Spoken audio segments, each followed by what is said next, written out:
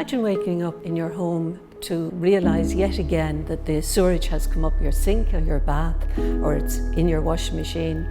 You look again at the walls, they're damp, they're mouldy, your children are frequently sick, and the thought of having visitors or any great family event is beyond thinking about.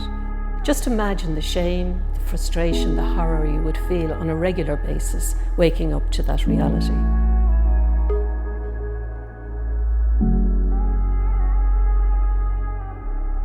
I'm Debbie Mahal. I'm a resident here in Dolphin House. I was born here in 1967.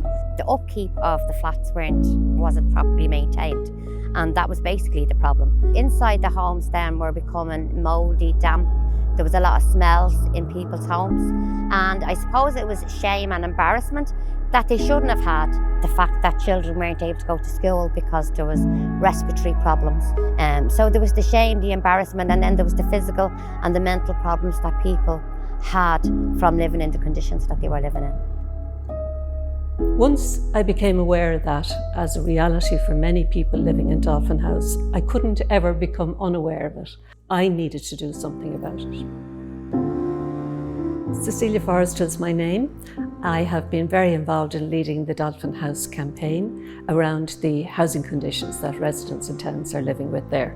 We believe that when you bring people together in a group and we create an environment where people can share their lived experience and the impact it has on their lives in a way that's, I suppose, safe and where there's trust and respect, very quickly they can begin to see the pattern across those issues. So our role quite often is to be the glue between all of those relationships and to really create environments where everybody, all the stakeholders, who maybe traditionally have been on opposing sides of the fence, can sit together and come up with creative, innovative new solutions.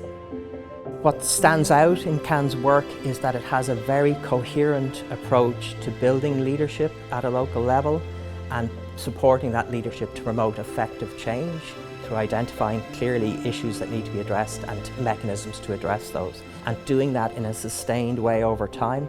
It's about real clarity and real commitment over time, and that's what the mark of CAN's work has been, and I think IREC really appreciates that. We didn't know about human rights, and my famous saying is, the only right I knew was the right to remain silent. We needed to make the connection, and when CAN came in, it made that connection for us. We were able to see that, yeah, you know, if you connect the dots, that our human rights were being violated and that people shouldn't have had the shame and embarrassment of living in the conditions because it wasn't their fault. And just to be told, this is not your fault, meant so much to the residents.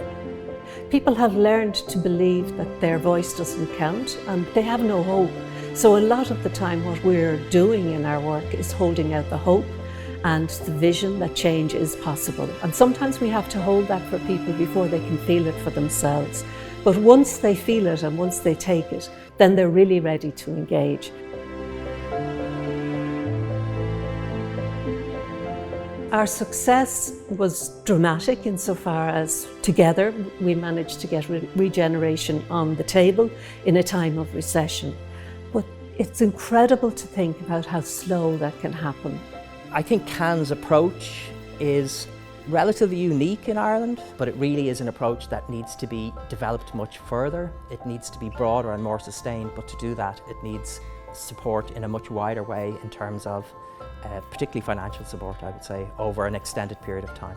We have currently no government funding whatsoever, and I suppose we're in danger of not being able to stay afloat unless we can get some independent funding. And we need resources to continue to build the environments where people who live with inequalities, such as Debbie's community, can really take power and engage powerfully. I have been asked this, you know, a lot of times, is CAN coming back? Is the human rights coming back? Get CAN back and maybe we can move on.